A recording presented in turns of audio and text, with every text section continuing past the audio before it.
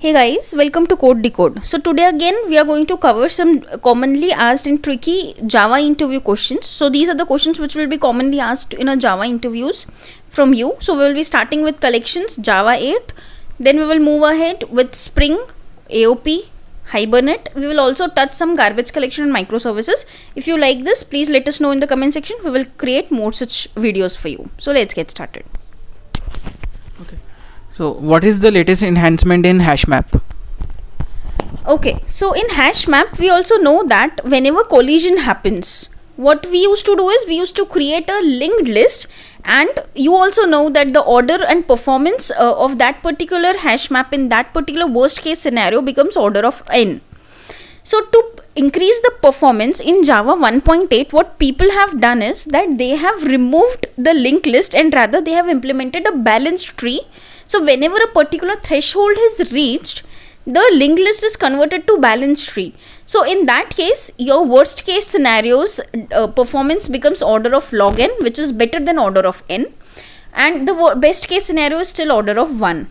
So this is the best thing that they have done with the Hashmap in the terms of performance. They even apart from that, they have also removed some alternative string hash functions which they have added in Java 7. They have removed that in Java 8.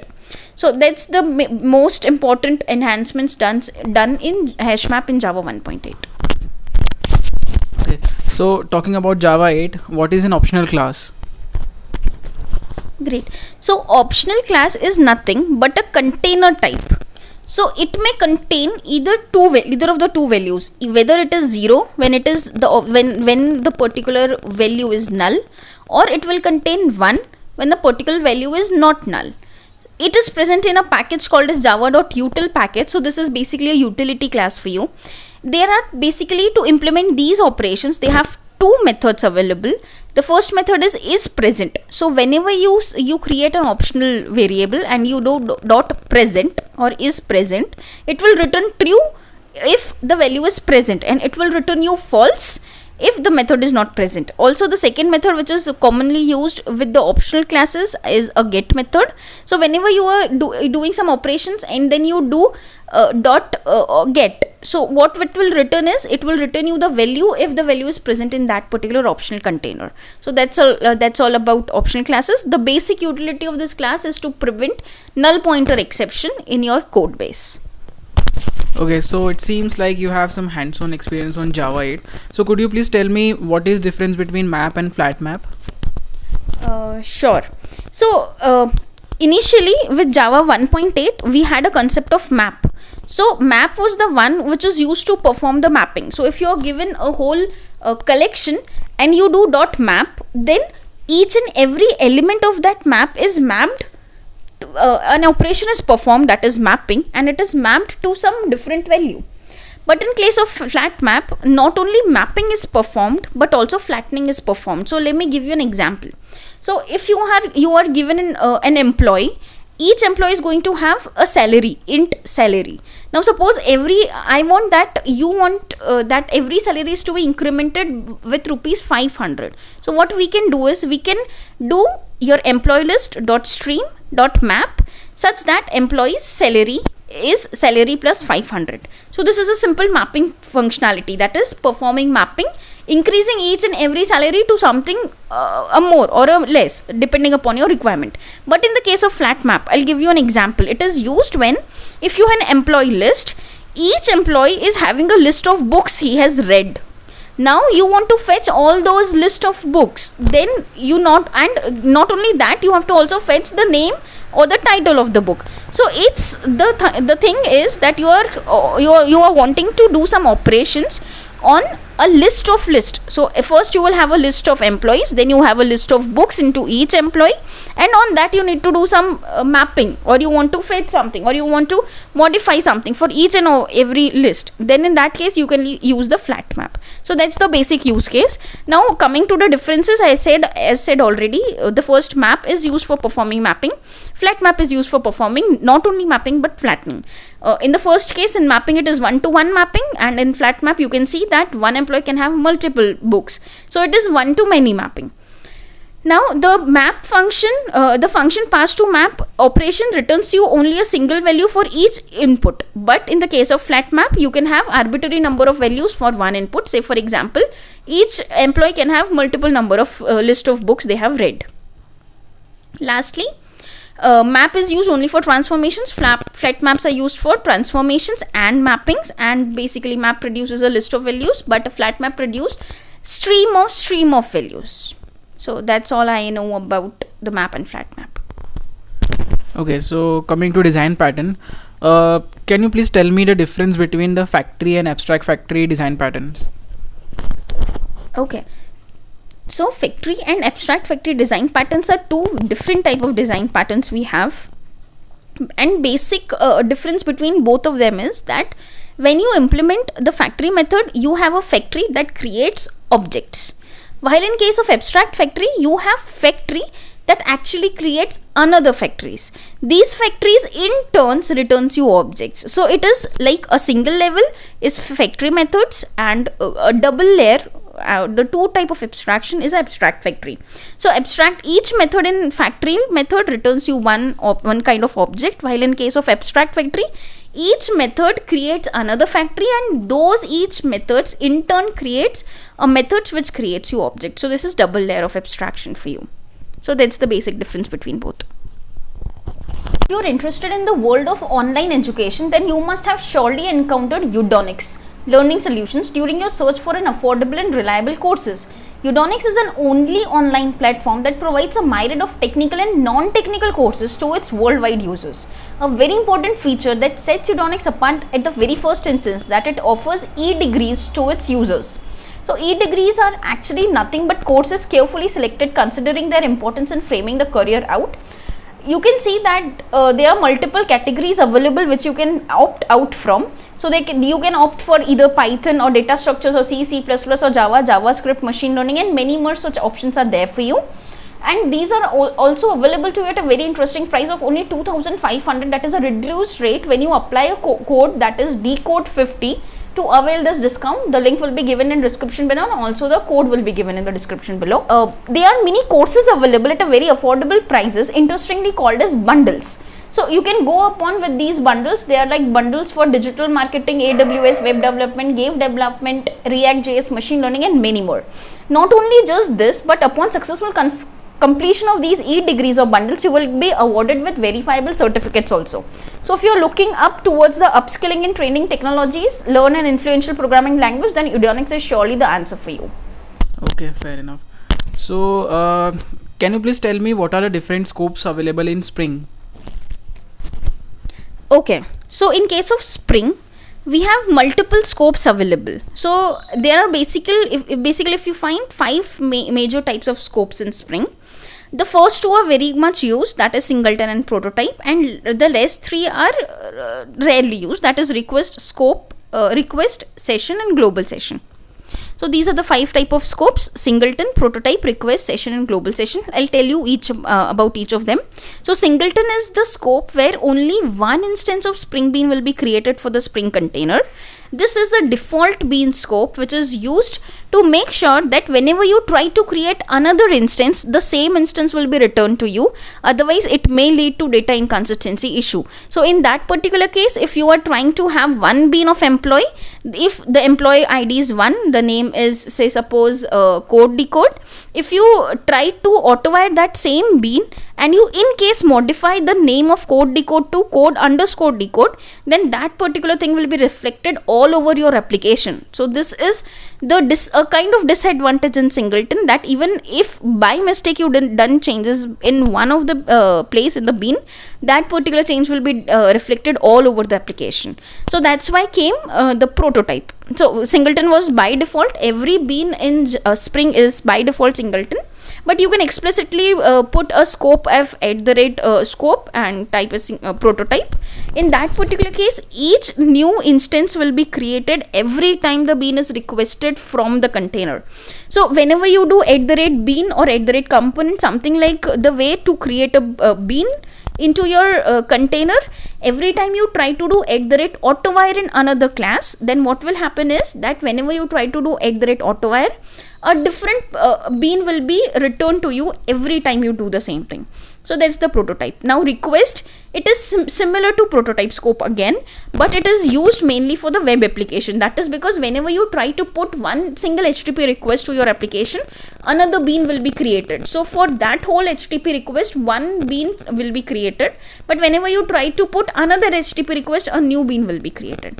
So that's the request scope for you. Then there is fourth type, that is session. So there will be one common shared bean for whole HTTP session in the container. So whenever you close the session, you create another new session, another bean will be created, but that bean will be shared until that whole session doesn't complete its working. The last part is the global session. This is mostly used in portlet application, and hence I have used it rarely. It is basically used to create global session beans for the portlet application. So that's all I know about the scopes in Spring. Okay, so as I was going through your resume, and I can see that you have mostly worked on Spring Boot framework. So could you please tell me what is the difference between Spring and Spring Boot? Sure, that's a very nice question.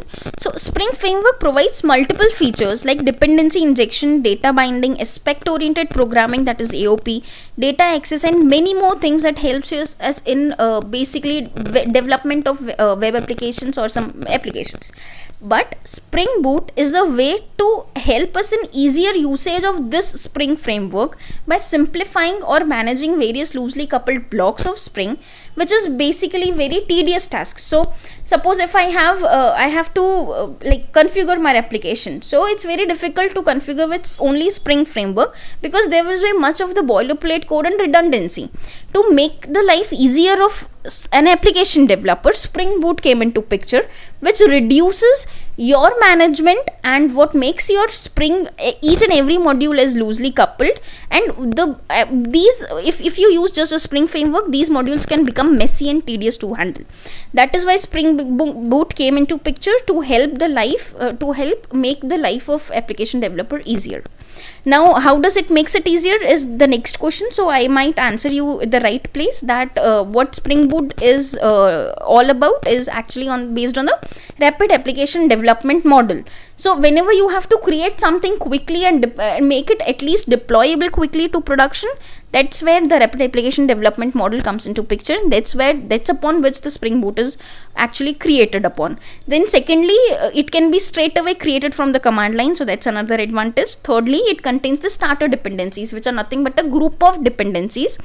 If you directly use Spring framework, you have to take out each and every dependency, then those dependency will be dependent upon other dependency, then you have to go again and find that dependency and add it to your build path.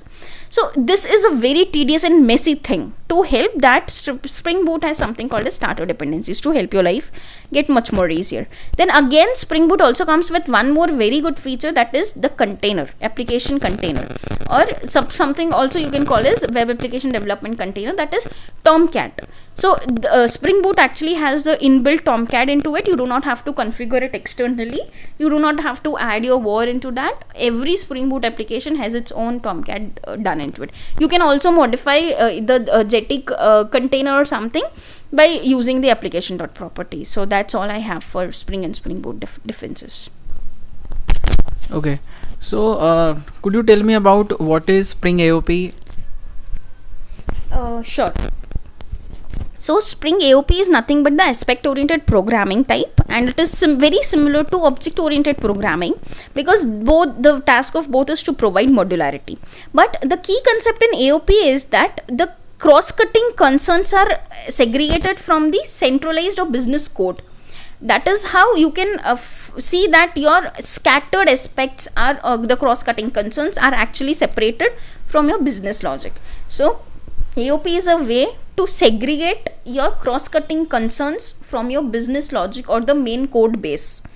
Now AOP consists of many things. The first thing that it consists of is aspect. So aspect is nothing but a class in terms of Spring. So it contains all the methods. All these methods are called as advice. All these methods contain some logic, which is the cross-cutting concerns, which we need to segregate from the business logic. Now These methods are executed only on a particular condition or only when it satisfies particular situation. That is known as point cut. Now point cut, when it executes, it executes around something called as the business point, join point, or something called as join point. So whenever a join point is executed, and if your point cut is just an expression, it evaluates to that particular join point, then your advice in your aspect is executed. So there is simple 4 terms used in AOP, that is aspect, which is a class. There is an advice, which are methods in aspect. There is a point cut, which is just an expression to evaluate when your cross-cutting concern has to be executed, and there is something called as join point, around which, before which, after which, or even after throwing or returning, your aspect or your advice should be executed. So that's the basic thing in terms of AOP. And AOP basically has 2 types of implementations: XML configuration files and aspect orientation styles. So that's all I know about AOP. Thank you. Okay, you must have heard about garbage collection. So can you please tell me what is MetaSpace and how does it differ from perm generation? Okay, so we know that a PermGen is nothing but a part of a heap memory earlier, before Java 1.8 was introduced. So PermGen was the one who used to contain all the metadata information about the classes, which were actually stored in the permanent generation memory type in Java 8. So PermGen was used to be fixed in size and cannot be dynamically resized whenever a new metadata has to be stored about the class. So it was basically a continuous heap memory. So to prevent this particular type of issue, that it is not dynamic, it is fixed in size and only a particular contiguous heap memory was allocated, there come a enhancement in Java 1.8, which is known as MetaSpace. So Java 1.8, the data or metadata about the classes are now stored in something called as native memory, called as MetaSpace. It is not a continuous heap memory, it is segregated or discrete heap memory which is allocated to that particular metadata, and hence it is dynamically growable, which helps us to overcome the constraint of size issues, and it improves the garbage collection, auto-tuning and deallocations of the metadata of the classes. So to increase the performance, to make the restriction out from the case that it is very restricted to only dynamic memory, only fixed memory, there come a concept of dynamically discrete memory of heap, which is MetaSpace for you. Okay, so have you worked on exception handling? Yeah, I've worked upon exception handling. Okay, so could you tell me what is multi-catch block in Java? Okay, so whenever a try block is followed by multiple catch blocks, you can call them as multi-catch block. Each catch block must contain a different type of exception handler. Also, you can have something called as a catch block using a pipe operator, and you can have multiple exceptions defined there. So suppose I want to just print the message e.get message. In case of null pointer exception also, in case of index out of bound exception also, in all those, and 3-4 types of exceptions, I just want to use one single statement to be executed in each of these exceptions. You can use the pipe operator, and you can use one single catch block and handle all those exceptions in one catch block only. So that's the use of multi-catch blocks in Java. Okay, have you worked on Hibernate? Yeah, I have worked upon Hibernate. Okay, so could you please list out the benefits of Criteria API in Hibernate? Okay, so Criteria API in Hibernate helps us to create criteria query objects dynamically. So criteria is yet another technique of data retrieval from database apart from HQL and native SQL query. So we have seen that HQL is also a way to retrieve the data from database. Native SQL query is also a way to retrieve the data from database. But criteria is another way to just data retrieval from the database. The advantage of Criteria API is that it is used to design a method to manipulate data or fetch the data without having any hard-coded SQL statements. The programmatical behavior offers compile time syntax checking. So basically, whenever you write a Criteria API, it is basic object-oriented format. So you will get your error messages or compile time error if you write something wrong. Though it is convenient, it is there is no such advantage of performance over HQL or native SQL queries. The performance remains the same. It's just your preference. You want to use HQL or SQL or criteria. Basically, criteria is used for retrievals more. So it's just more of a select query for you. So that's what I know about the criterias. Okay. So what are the types of cascade supported by JPA? Okay, so whenever we try to persist an entity, that entity might have different entities into it. For example, I'll give you an example. If I have an employee object and it has address embedded into it.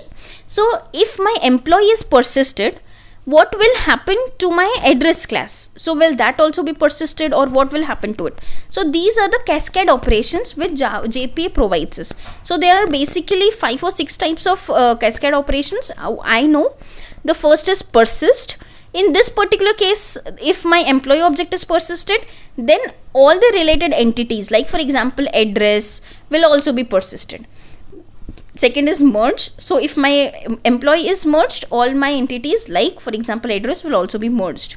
Detach. If entity is detached, my address will also be detached from the cache. Refresh. If my entity is refreshed, then my address entity will also be refreshed. Removed. If my employee is removed from the cache, then also my entity will also address entity will also be removed. And in case of all, so this is a generic cascade operation. All the above operations will be applied to my address entity if something changes or some of these operations are applied to my parent, which is employee entity. So these are types of cascade operations we have in JPA. So have you worked on microservices? Yeah, for some period of time I've worked upon microservices. Okay, so what is microservices and why we are using it? Okay, so microservices, as the name suggests, these are whenever you divide all your application requirement to small services or microservices, that's where microservices comes, the architecture comes into picture. So basically, why are we using it? Because we want some independencies in these services. So suppose my one service gets down, I don't want my another service to be broken. So when these independencies are achieved with the microservices, the second advantage is that there is increased resilience. That is, if your entire application is decentralized or decoupled into various multiple services, then the effect of one or failure of one will have the least or minimal impact on the another microservices. So that's the increased resilience or fault tolerance in the case of microservices.